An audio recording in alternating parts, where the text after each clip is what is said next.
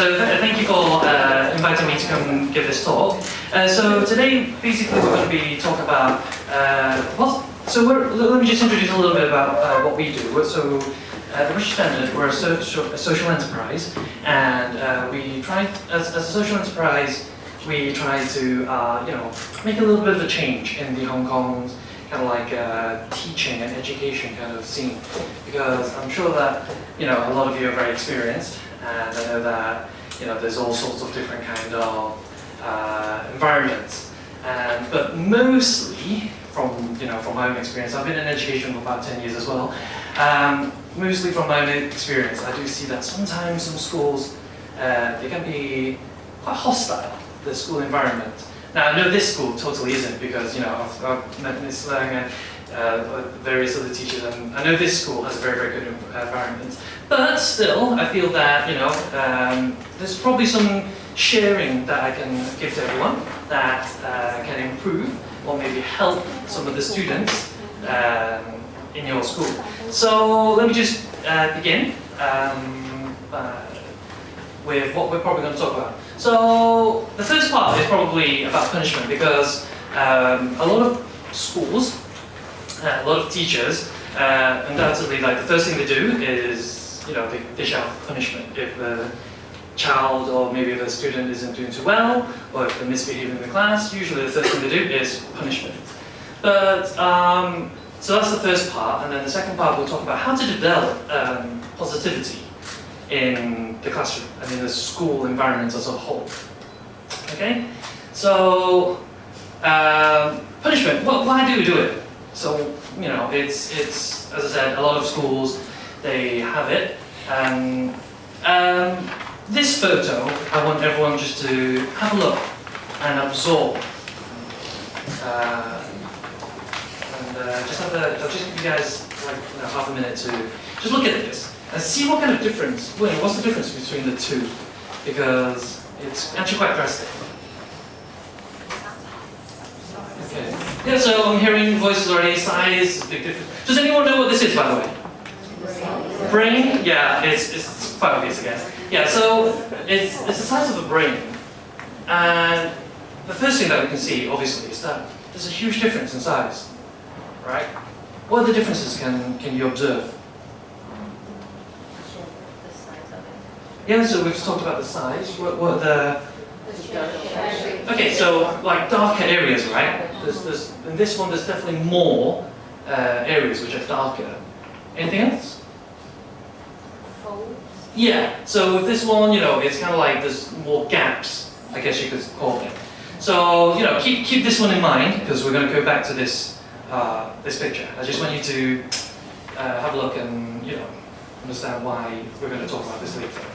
So, punishment. So, very famously, Machiavelli, he said that it is much safer to be feared than to be loved, referring to rulers and kings of the medieval ages. And what he's trying to say here is that I'd rather be a bad guy and have control rather than everyone being loved by everyone but having no control.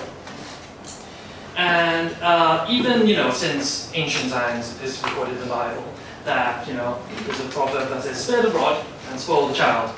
There's also a very, very similar saying in Chinese. A very kind mother, they'll have a lot of. Can someone finish? Sorry. Spoiled child. Yes, yeah. So a kind mother will have a lot of spoiled children. So yeah. Now, so. If you think about it, like, punishment has always been around for a long time. Since thousands of years ago, we've always had this concept of like a punishment. Now, why? Well, in a school environment, punishment is generally quite easy to give. Rome, how many, it took years and years and years to build, but then, it only just took a day or a couple of days to burn down. So, being violent is very easy. It's a very, very easy kind of action to take. And so the thing with violence and things like that is that it's part of a reinforcement kind of mindset. in the way that, I do this, I hit you, or what? Obviously in the school we won't be hitting anyone, but, I reprimand you, I send you off to see the headmaster, or I send you outside the classroom. This kind of punishment, it's kind of like, the more you do it, you do more and more, because it's kind of like a quick, easy solution, right? And so, as I said, is usually it's quite a good instant way to deal with an underperforming or a naughty child. And generally speaking, for about 95% of students, it works, because you've got about, not all the kids are bad, right? A lot of kids are actually quite good kids, but sometimes, they might speak a little bit too loud, or maybe they, doing something that, they don't usually do. And so for about 95% of the time, it does kind of work, but,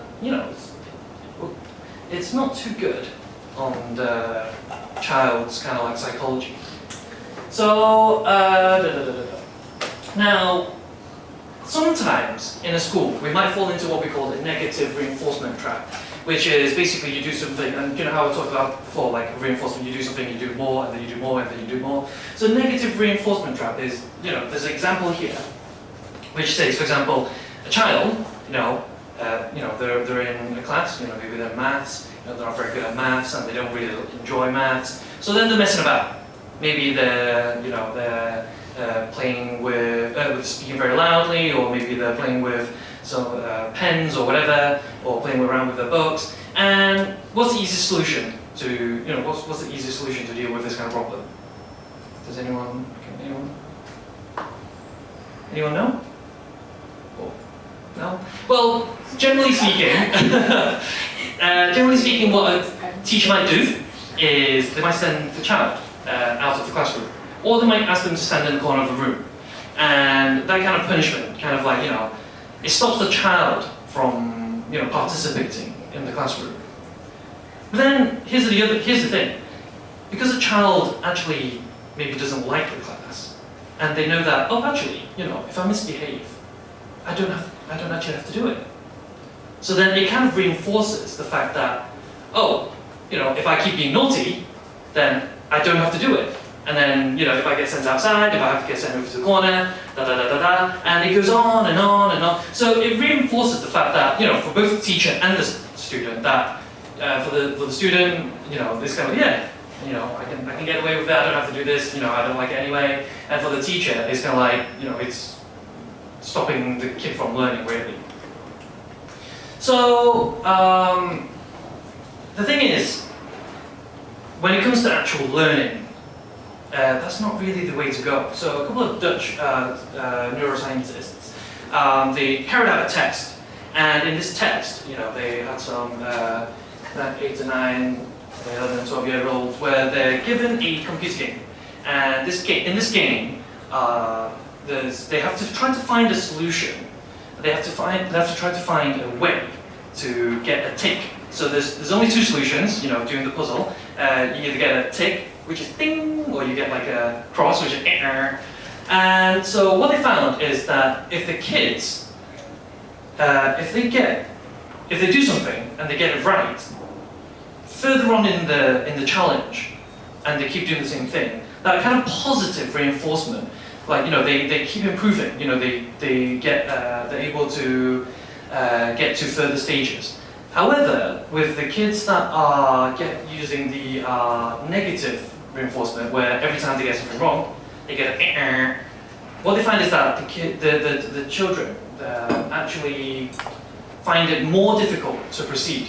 So they're actually not learning as quickly and as effectively when it comes to using positive or negative kind of reinforcement. So I won't talk too much because it's all in your books. I've created the book so that if you want to look at the further details, the finer details, it's all in there because we don't have too much time today.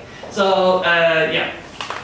Now, so the results basically show that with the younger kids, positive reinforcement works much better, and with the older kids, negative reinforcement works better. But wait, Martin, are you talking about like isn't this whole seminar talking about positivity? Well, yes. But I think it's also the fact that we need to balance between getting good grades and also actual learning. So the reason why, basically, that the younger children, they basically find that positive reinforcement is just simpler to process, because if I do something right, I'll get a reward. So I just keep doing the same, and then I'll keep getting a reward. Whereas if they're too young and they get a negative kind of response, they have to think about it. And because they're young, their cognitive function might not have fully developed yet. And that is why, when it comes to younger children, especially because this is a primary school, using a positive reinforcement, oh, you did really well, why you did it really well, is much better than, no, you did it wrong. Because they just don't get it, because they haven't quite developed the higher brain function to find out the consequences, And as I said, the older kids, however, are able to process this information, and so therefore, negative reinforcement does work for the older kids and adults. So basically, that's a little bit about punishment, and we're going to work on neglect, punishment, and stress. The effect it has on a child, because punishment leads to stress, right? And so that's why it's also an important part. So talking about this brain again, yes, we've talked about how the cortex is not as developed. We've got two here, which is two other organs here that are not as developed. We've got gaps everywhere, and it's very fuzzy. So the left brain belongs to a child that has received a lot of love, and they've received a lot of care, attention. So the brain developed, normally healthy brain. However, the brain on the right, this one, is actually a child that's been neglected. Although we're talking about extreme neglect here, but the principle still applies, because when the child's been neglected, they're not getting love, they're not getting attention, they're not getting the stimulus to activate the brain cells to grow, and so therefore the brain just doesn't grow into the full size.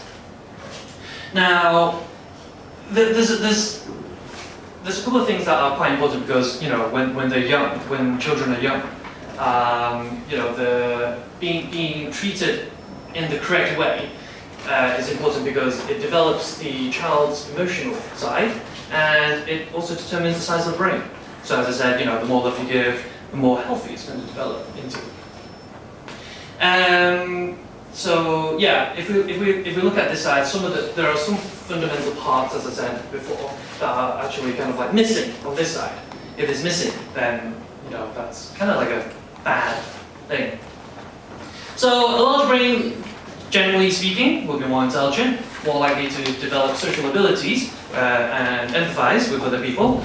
A brain that's not quite developed enough, this is all scientifically proven. If you can check the references back at the top if you want to get a little bit more detail. So small brain size, an underdeveloped brain, more likely to become addicted to drugs. They're more likely to be violent, and if they're being violent and they're on drugs, it also leads to unemployment, and unemployment a lot of the time leads to taking benefits, and obviously that's not a very, very good thing. The child with the small brain is also very, very much more likely to develop mental health problems and serious other health problems as well. So, there is importance in, as teachers, working with young children, that you do kind of like give them attention and, start to give them a little bit of love. Now, although in about the first 2 years, about 80% of the cells develop, as the child grows older, the brain is continuously growing, and it affects them for the rest of their lives. And so, the research that is shown above, they say obviously that mothers that give a lot of love and affection earlier, the kids aren't more likely to be smarter, and they have a greater capacity to learn. And greater capacity to learn means that they're going to be more successful later on in life. Now, it probably seems like common sense, you're your own child, this sort of thing. But taking it from a different angle, as teachers, we're kind of like the parents, like for the children at school. When the kids are away from home, as teachers, we're kind of like, as educators, we have to look after them, and we're kind of like the parents for them. The parents away from home. So, there's two parts that I talked about earlier, which was like the cortex, which was very, very severely underdeveloped, and the hippocampus, which is the two little organs I was talking about. So the cortex is responsible for like the higher thought process, thinking, and processing information from our senses. So if we don't have a fully sized cortex, we're going to have problems with these functions, right? The hippocampus affects the memory, it regulates emotions, spatial navigation. So if the hippocampus is not fully developed, they're not going to remember that well. They're in class, one lesson, they're learning something. Tomorrow they go back in, oh, I totally forgot. I don't know where it went. It flew away from my brain. So, they're also more likely to be more emotional, right? Because if they're not developed, then they're more likely to go, very, very emotional in class. I mean, I'm pretty sure some of you may have come across children that started crying in class, right? I'm not saying that they are emotionally neglected or anything like that, but I'm just saying that, it's part of what this affects, emotions. Okay, so again, it's just a lot of information here, but I just want to bring you, to this part here, which is that basically the research suggests that, without the frontal cortex being developed properly, if the children, if they undergo a lot of stress, they're more affected, they're doubly affected compared to normal kids. And that's why, it's especially when you're working with a younger class, whether it's kindergarten or P1, P2, it's kind of like we have to prevent, what I'm trying to say here is that we have to prevent that abnormal kind of development. We do want to help foster them to have a very healthy kind of like brain. Because, this is all the science part, and so I'm not quite sure whether everyone will kind of get it, but, it's important that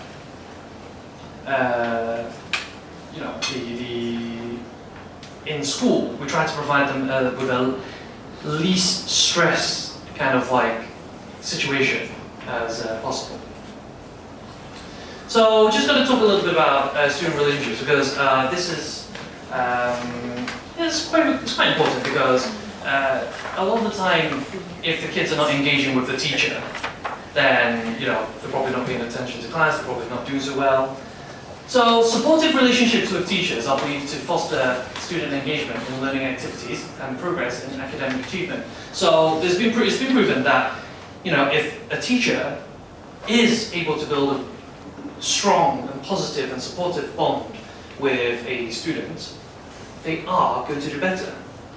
Empirical data shows that. And poor relationships with teachers will have the opposite effect. If a kid, if a student in class, they really, really, really don't like a teacher, what are they going to do? Can someone answer? To annoy the teacher by doing some misbehavior. Yeah, they're going to annoy the teacher, because if the teacher's annoyed, they're going to find it funny, right? They go, the teacher's like, they're annoyed, and and so it makes, this is why. But then if they're being naughty, if they're being disruptive, again, not just that they are not learning, the rest of the class is also affected as well. That's probably the key point that I want to point out, is that some kids, even if they're not learning properly, they're affecting other people as well. So, but then on the other side, obviously, teachers that are caring and accepting, the kids are much more likely to build a stronger relationship, and they're going to be able to reach academic goals in a very clear way. So, I won't talk too much about this one. This one's inside the book. It's just a little bit more extra details, like, you know, if you want to delve into a little bit more about the student-teacher relationship. But I will point out one thing, which is that recent research shows that low-income households, you know, breastfeed family kids, a lot of the time they experience like conflict and negative teacher-student interaction much more than normal, you know, just kind of like normal kind of students. And one thing, you know, I can deduct from this is that they're probably not given the love and attention or the resources at home, and that's why, you know, they tend to be in a more negative. You know, if everyone's got like the new iPhone XS or the 10S, but then, you know, they've got like a really older phone, obviously there's going to be, you know, there's going to be a psychological effect on the child, and then again that's going to affect how they perform in school. So the one thing that's important for these low-income grassroots family students is that the teacher proactively and highly supports them. Because if the teacher is able to support them, you know, research has shown that they're way more willing to engage in work, and, you know, they're better at developing kind of like skills as they grow up. And because of this, you know, it'll appear that the low-income grassroots families, they'll, you know, when they get the support and they start growing, because they've been underdogs all their life, when they start performing, boom, you know, they'll have a massive growth. So, you know, this is just a part that, you know, probably want to suggest, because I know with this school sometimes there's a lot of students that might be from the kind of like low-income family kind of background. So what we normally say is, you know, as I mentioned at the beginning, is that negative feedback is used quite a lot in the classroom, and because, you know, it's quite quick. But the problem is that if we are just dishing out punishment without reasoning, without explaining why they're being punished in a proper way, they're not going to get it. And if they don't get it, they're just going to do the same thing again.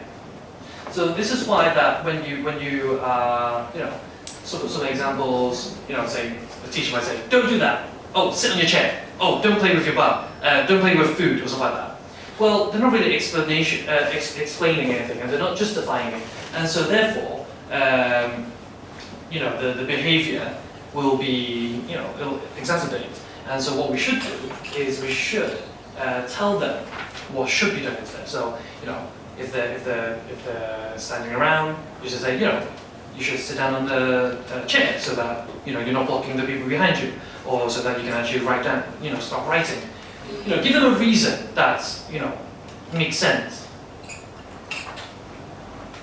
So in a place where, you know, punishment's being given out, about 20% of the time the students will continue with bad behavior, because, you know, again, they didn't explicitly address the problem. You know, they're just saying, don't do that, or do this, do that. And, you know, come on, let's be serious now. Like, these kind of things, they're just kind of like trying to get your attention, but they don't really achieve a goal. They don't really tell you, like, why do I need to pay attention to you, right? So, you know, when we are giving out negative feedback, there is one thing you can do, which is, you know, you should ask something that allows the student to think about the morality of their own behavior. Because, you know, kids, they do know what's right and wrong. You just need to give them that kind of justification on what's right, why it's right or why it's wrong. So, for example, you know, they might be saying something like, I don't do that. I don't think it's safe. You know, because if they're jumping on the table or the chairs or like that, then obviously that's not a safe thing to do. The other problem with negative feedback or punishment is that it really affects the self-confidence, the self-concept, you know, themselves, you know, mentally. It's all, you know, it hurts not to say that it hurts the feelings, but it diminishes the feelings and the self-worth and the self-esteem. So, you know, So yeah, the long-term effects, if the student's always being reprimanded, then in the long-term effect, it's going to actually hit the ego, it's going to hit the self-esteem, and it's going to, the whole image of themselves, it's going to hit them pretty hard. So, okay. So what can we do with students, if they're disruptive or if they're underperforming? Generally speaking, what we say is that we try to give them a high level of support, which includes, trying to build a relationship with the student. I've personally, a little bit of my own experience is that when I was teaching quite a few years ago, I had one student that was he was underperforming. His parents were always away working, so then there's no one really at home to kind of there's no one you can talk to or anything like that. So when I was teaching him, I acted as sort of like a big brother to him, and I started building a bond with him. I'd talk to him about cartoons or talk about games and things like that, and you start building a bond with them, and then they start to give you respect, and then they start actually listening to what you say. Because if there's no respect, if there's no bond, why do you have to listen to you, right? And so giving positive feedback, that's part of building a relationship. But there's different ways of giving positive feedback. And so, I took this one, and there is power in positivity because I've experienced it many times. I've dealt with a lot of kids that are in difficult situations, and by building a strong and positive environment with them, I've managed to kind of really help them out in terms of mentally and academically. So to understand how we can help our students, here's a concept, here's a mindset that I want to bring in, which is that there are actually different types of intelligence, and the different types of intelligence determines the mindset that you're going to be facing. So, according to Carol Tsuen, there's something called fixed intelligence and malleable intelligence. So, fixed, I guess, is kind of self-explanatory. It can't be changed. Their mindset. If I'm if I've got an IQ of 80 or 100 or 120, that's it. I can't change that. But then there's also something called malleable intelligence. Malleable basically meaning that you can change it, you can put it into different shapes and things like that. And with this kind of mindset, children can learn, they can change, they can improve. Now, there's a lot of people that think that like this, but not a lot of people that think like this. So what we want to do is we want to convert more people that think like this into like this. So here's some theories about the two types of intelligence. So for a student that has a mindset as a fixed intelligence mindset, they have to look smart. They have to be like, oh, I'm super smart. They have to show off. They have to pretend that they know everything. And there's a reason for that, because they can't fail. If you're supposedly someone with like 170 IQ, you can't fail because there's expectations. The expectation has already been set that, oh, you're super smart, so you need to be able to pass everything.